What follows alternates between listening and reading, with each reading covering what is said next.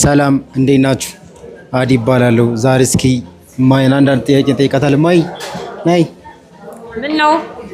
እንዴት ነሽ? ሰላም እንዴት ናችሁ? ራስሽን በደንብ አስተዋውቂ። እሺ ማሂ ይባላለሁ። ማሂ ይባላለሁ። በቃ ማህሌት ይባላለሁ። እሺ አንድ ጥያቄ ልጠይቅሽ። እሺ በህይወትሽ ትልቅ ደስታ የምትይው ምንድን ነው? ስኬታማ መሆን።